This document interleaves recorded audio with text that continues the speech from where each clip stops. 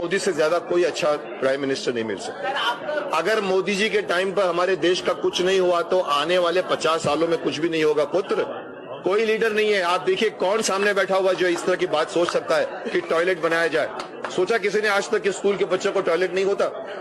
सिर्फ आप खड़े हो जाते हो आप लाल किले पर, अगली बार पाकिस्तान ने हम पर हमला किया तो हम उसका मुंह तोड़ जवाब देंगे, यही कहते आ रहे हो आप 50 सालों से।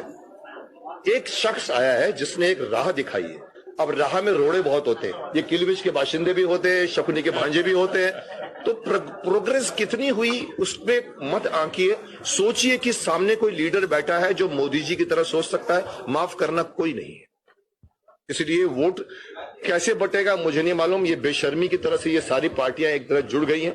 पिछले दिन मैंने किसी चैनल पे कह दिया कि बेशर्मी से जुड़े हैं, तो कांग्रेस वाले खड़े हो गए, सर आपको कैसा हक पड़ता है कि आप हमें बेशर्म कहे? मैंने कहा मैं सर्टिफिकेट दे रहा हूं, आपको लेना है तो मत लीजिए।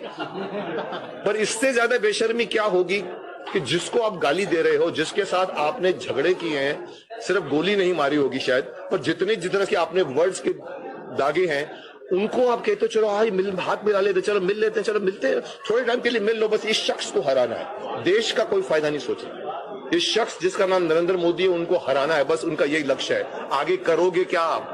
उनकी कुर्सी को हटा के बैठ जाओगे, फिर देश 50 साल तक आपको देखेगा क्या कर रहा है बताओ, आपको पता नहीं होगा। माफ कर जी सर। देखिए देश को चलाना बहुत मुश्किल है। ये भारत देश है, ये इतना आसान नहीं है। 4 साल दिए आपने, दूसरी पार्टी को 50 साल दिए आपने। पेट्रोल के पाइप उस जमाने भी ज्यादा थे।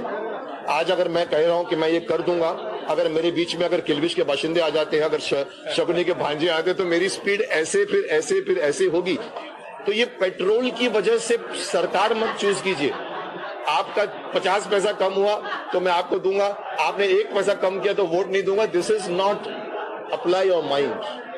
सोचिए, बहुत कुछ मैं समझता हूं लोगों ने नुकसान, बहुत कुछ तकलीफें नोटबंदी में भी उनको हुआ है, बहुत कुछ उन लोगों को जीएसटी में भी हुआ होगा, बट भारत के भाग्य विधाता मतदाता भाइयों एवं बहनों, आप सबको नरेंद्र मोदी के नमस्कार। आपका वोट सिर्फ किसी को पराजित करने के लिए नहीं है, आपका वोट भारत के भाग्य को बदलने के लिए है। लोकतंत्र की मांग है हम जाति बिरादरी से ऊपर उठे, संप्रदायवाद से ऊपर उठे, सबका साथ सबका विकास।